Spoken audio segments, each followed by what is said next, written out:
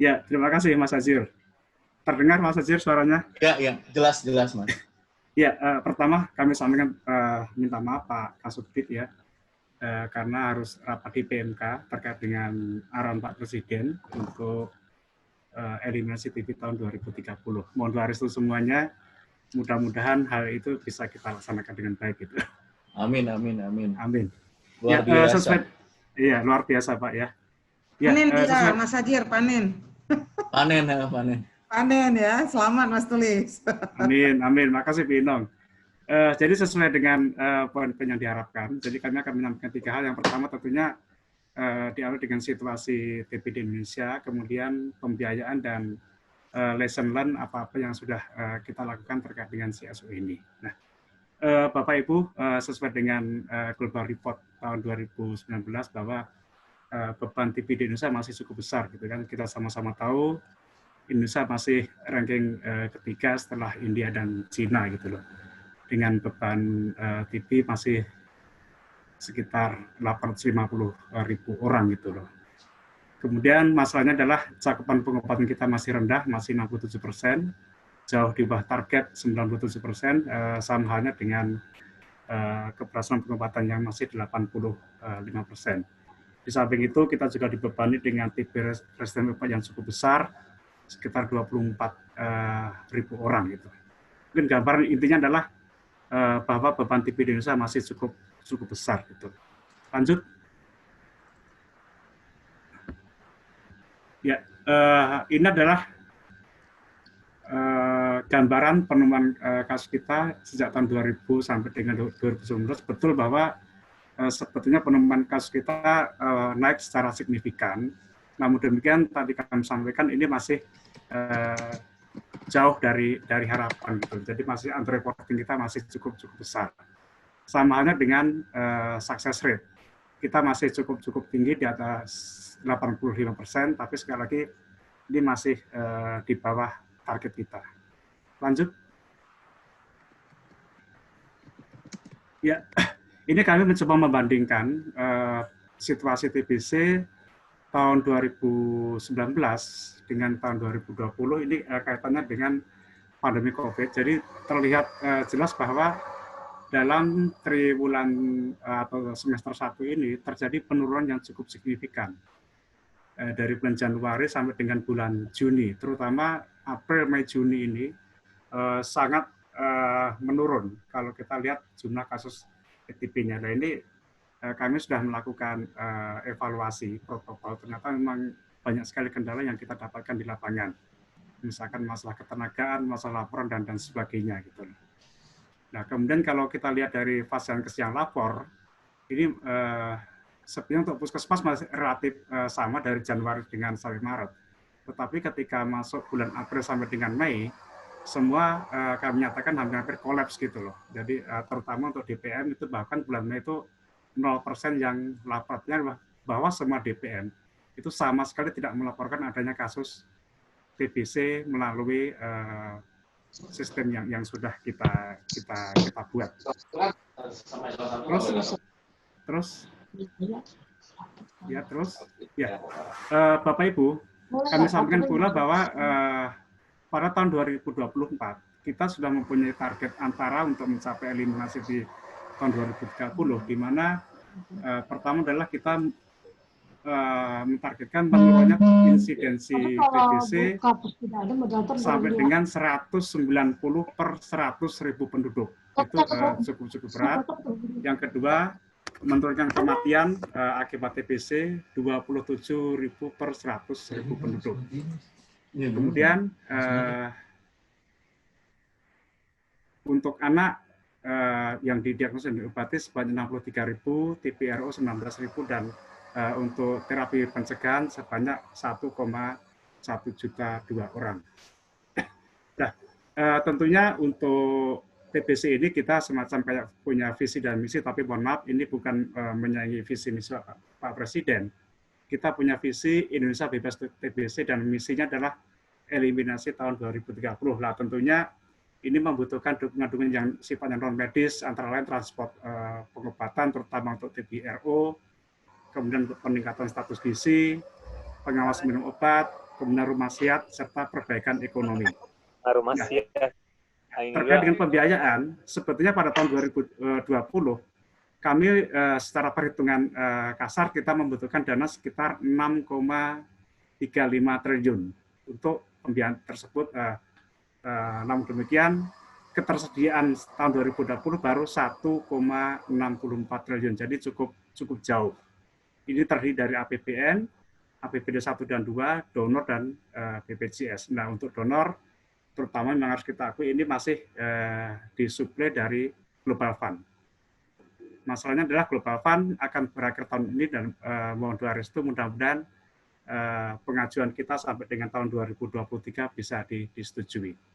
Nah, kemudian tersebut kita gunakan untuk obat 14%, untuk pembangunan infrastruktur termasuk laboratorium 26%, untuk SDM 14%, jasa 42%, kemudian untuk kolaborasi TB HIV 1%, kemudian untuk dukungan sosial dan riset sebanyak 3%. Terus, ya, mohon terus lanjut. Nah, Bapak Ibu, seperti yang sudah kita ketahui yang tercantum dalam Permenkes 67 tahun 2016 dan juga di NSP, ada 6 strategi untuk pengendalian TB lah. Untuk kaitan dengan komunitas ini terdapat di strategi 2 dan 5. Yang kedua yaitu peningkatan akses layanan tuberkulosis yang bermutu dan berpihak pada pasien, serta peningkatan peran serta komunitas, mitra, dan multisektor lainnya dalam eliminasi tuberkulosis. Lanjut.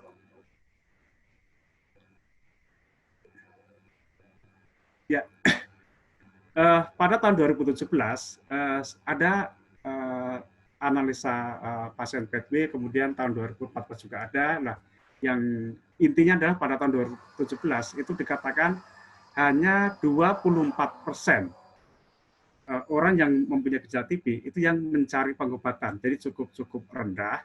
Tetapi kemudian pada tahun 2014 kita ada survei prevalensi, ada hal yang mengembirakan, tapi ada juga hal yang menyedihkan. Yang mengembirakan adalah 85% sebetulnya masyarakat sudah mengetahui gejala utama TBC. 77% mengetahui bagaimana TBC ditularkan, dan 84% mengetahui bahwa TBC bisa disembuhkan. Hal yang menyedihkan adalah bahwa dari sekian itu hanya 20% yang tahu bahwa obat TBC itu gratis. Jadi ini kami nyatakan hal yang menyedihkan. Kemudian hanya 43% atau sebesar 43% penderita TBC itu tidak mencari pengobatan. 26% mencari pengobatan di fasilitas kesehatan dan 31% melakukan pengobatan mandiri. Nah, tentunya ini CSO yang ada di masyarakat itu sangat kami harapkan perannya karena langsung bekerja pada sektor grassroots di akar rumput. Jadi sangat penting di sini keterlibatan CSO dalam penanggulangan TBC. Terus, nah, tadi kami sampaikan di depan Bapak sekalian bahwa pembiayaan kita butuh anggaran yang cukup besar. Jadi ada dari APBN, kemudian dari swasta, juga dari dana hibah. Nah, khusus untuk dana hibah yang kami lingkari di merah ini, kami sampaikan bahwa untuk tahun 2018 sampai tahun 2020, sebesar 20 sampai dengan 25% itu kita alokasikan untuk CSO, terutama untuk Aisyah dan LKNU. Tapi di situ juga kita lihat masih ada kesenjangan yang cukup besar di mana tahun 2020 masih kita kekurangan dana sebesar 4,6 triliun. Jadi cukup besar. Terus,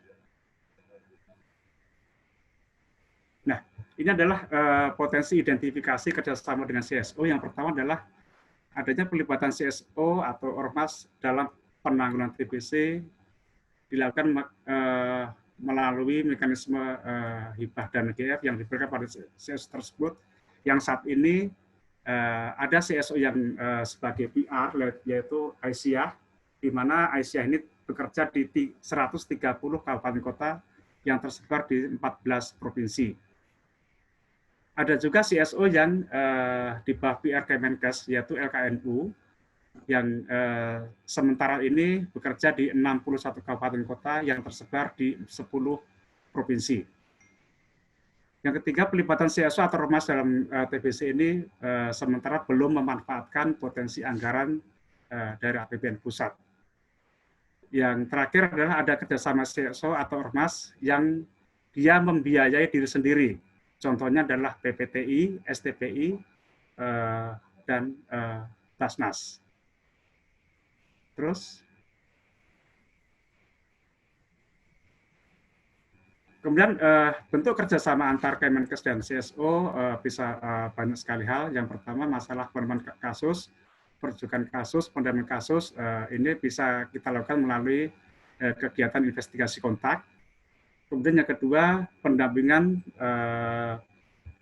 langsung dari kader kesehatan, komunitas, dan organisasi mantan pasien, contohnya POK-TB, ini terutama untuk proses minum obat sampai tuntas dan sembuh.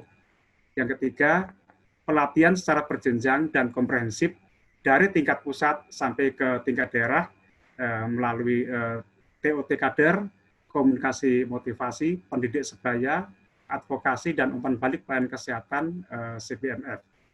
Yang keempat, melalui kampanye dan promosi media KIE, baik melalui media kanal misalnya Instagram, Facebook, juga melalui berbagai kegiatan, contohnya seminar, pameran, penyuluhan, serta talk show. Terus, bentuk kerjasama yang lain adalah memberikan dukungan psikososial dan juga dalam bentuk dana atau modal kepada pasien, serta berupa rumah singgah untuk mendukung proses pengobatan sampai sembuh. Kemudian melakukan advokasi kepada level daerah bersama Dinas Kesehatan dengan cara mengumpulkan dan menganalisa hasil asesmen. Ini adalah untuk memberikan masukan dalam penyusunan regulasi dan peraturan pada pemerintah daerah.